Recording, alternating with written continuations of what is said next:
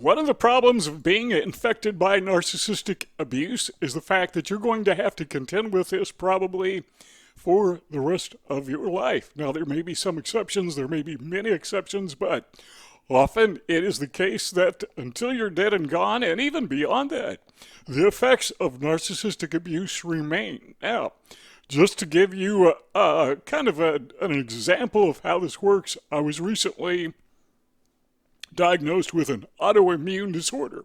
The doctors are still checking. They're not sure what it is, but what they do say is that I'm going to have to deal with this for the rest of my life. It doesn't go away. It doesn't rescind.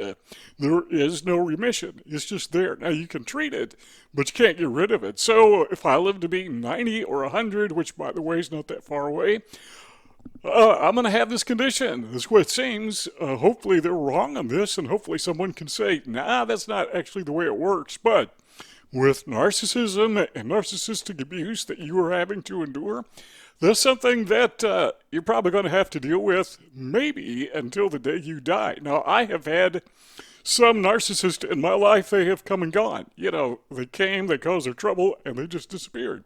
So no, that didn't last for a lifetime. But I have had others that have been in my life. I thought these were really good friends, but the smear campaign started, and they created some serious problems that they're just there. I mean, it's been, 10 years now, 15 years, and the problems, some of them still remain. Some of them have been dealt with. Now, the reason I say that is because we need to understand that as we go through the years and the pain and the ache and the heartache of narcissistic abuse remains there, we need to know how to treat this. We need to know how to survive it. We can't just disappear because somebody caused some troubles in our life and those troubles remain. We have to move forward. We got to keep going. The way that I like to say it is we just need to lean into life. We need to lean into what works, lean into what is true, lean into what is positive, lean into whatever makes us better people. Okay, so what are some of these things that narcissists do to us that we're going to find that will stick with us? Well, probably forever. Maybe not, but probably forever. Well, number one is what I call the milieu of abuse. By that, I simply mean it's kind of like a culture of abuse. You know the story. The narcissist comes into your life, and at first you think this is a great guy, a great girl, or whatever. Could be a friendship, could be a business partner, could be maybe a lover, whatever. And at first everything is well, but then the abuse begins. They start taking advantage of you. They start hurting you. They start dominating you. And what's more, they bring in other people. So we call it a milieu of abuse or a culture of abuse. It's not just the narcissist now who is abusing you, but these people that are called agents or flying monkeys. I call them jerks, but that's beside the point. But they believe the narcissist because often the narcissist is a very likable, charismatic individual. In fact, that seems to be very typical of narcissists because they know how to play people. So now you've got this culture of abuse, and you find that very troubling because people that you thought were your dear friends and close friends now have believed the narcissist story of you. Now, this could be just about anybody that will believe the narcissist. Could be little children, could be family members, could be people you work with, could be neighbors, could be the guy at the grocery store that you just happen to meet, works across the counter. Could be anybody who has listened to the narcissist or one of his agents, one of his flying monkeys. So you've got this problem, and it doesn't go away because slander, is a form of gossip. It just has a life of its own. Once it starts, it doesn't stop. As long as there's somebody talking and somebody willing to listen, it just goes from person to person to person to person. And long after you are dead and gone, 100 years from today, there will still be people possibly who are saying negative things about this guy who lived 100 years ago that are totally not true. So that's why we say that once you are infected by the narcissist, you can expect it to stay with you forever. And again, it doesn't always happen that way. Sometimes it goes away, but my experience has been more often than not, the damages caused by narcissists they will always be there. Sometimes it's more severe than other times, sometimes not. But if a narcissist, for example, will take advantage of you financially, maybe steal money from you, you can't get it back because typically narcissists, they are judgment proof. You know, there's no way you can sue them. You can win a judgment, but they don't have any resources. Even if they wanted to pay you back, they don't want to pay you back, but if they wanted to, they couldn't because they don't have it. So that is a loss that you have to sustain for the rest of your life. So they took some money from you, whatever. But if you had that money invested, it would have earned interest maybe, or if you had invested in securities, maybe it would have grown and supplied your family with extra income. You don't know, but that's gone forever. So you are infected. It's kind of like think of you driving down the country road and you accidentally run over a farmer's pig, and the pig dies, and the pig, or the farmer rather, sues you because you killed the pig. So you got to pay for the pig. But the farmer says, you know, that pig was going to have piglets, so you also owe me for all the piglets. Okay, so you got to pay for the piglets that weren't even born yet. But those piglets would have had piglets, and they would have had more pigs. So you're responsible for those. How far does this go? Well, forever, I guess. So once the narcissist takes something from you, he has taken or she has taken something that would have compounded possibly, and you've lost that. You have lost that forever. Now, this culture of abuse, this milieu of abuse, includes something that in a religious or occult setting would be called shunning, where it becomes the right thing to do, or the in thing to do, or the socially correct thing to do to shun you, to stay away from you. And I've had that occur to me, not so much now as it has in the past, but people would see you coming. And these may have been people who were good friends in the past, but they see you coming and they give you that look. You know, I know about you. I've heard about you. You're a bad guy. I mean, you can just tell from the expression on the face and their faces and the way that they treat you. They're no longer friendly. They just they shun you. They just push you away. That can last forever, again, because the gossip, the slander, the smear campaign, it can last forever. It doesn't stop sometimes. So once the narcissist infects you with a smear campaign, who knows how long that will go on? Maybe forever. You just don't know. So you need to be prepared for that. Number 2 is what we call ongoing alienation, and this is something that is very similar to what we just talked about, only it transcends the culture. This is something that is puts you in a position where you're no longer part of the group. It's akin to shunning. And so this is going to continue in your life, where there are some people who will see you and identify you now and forever as a bad person, as somebody that they don't want to associate with. There is a thing called social defeat, and you've probably experienced this probably when you were in junior high, high school, middle school, high school.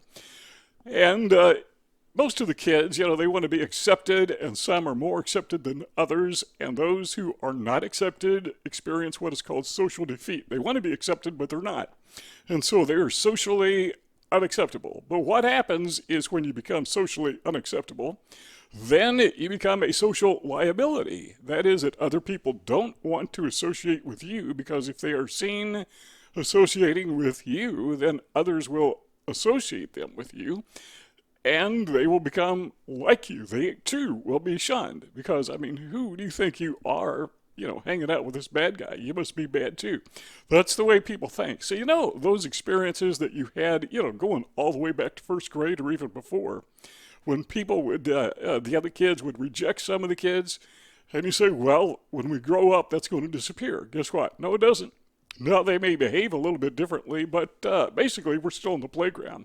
When we were, you know, first graders, not much has changed. That social dynamic is still there. So the alienation, it's very common, and it's very insidious. It's very hurtful, and it can remain for a very long time. So what I'm saying is we need to prepare ourselves for the long haul. Again, it's like having some disorder, autoimmune disorder or whatever. It's not going to go away. It's just there. You can treat it, but don't expect it to disappear. Hopefully it will disappear. Hopefully the effects of narcissistic abuse will eventually die out and go away.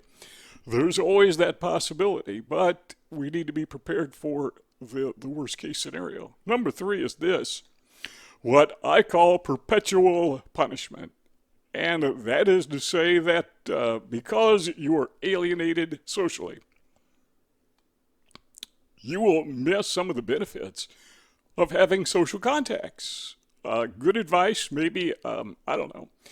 Say, for example, I'm just trying to think off the top of my head, say, for example, that you need a plumber, so you ask your friend, hey, do you know a good plumber who will do a good job and do it for a good price? And the guy says, yeah, you call this guy. I've done that before. People have referred me to good plumbers, good mechanics, people who work on your house. Cool. References. But what if those people didn't like me? What if I had been shunned? What if I was outside their social circle?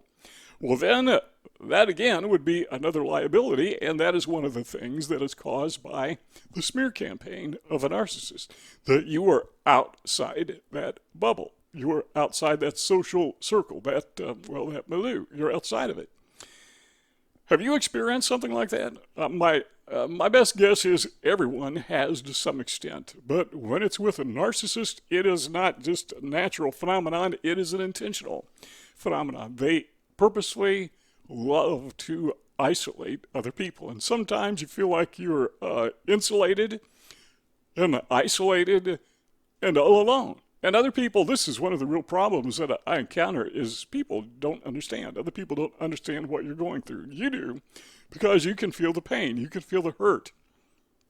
There is a heartache. There is a frustration, a disappointment with people in general.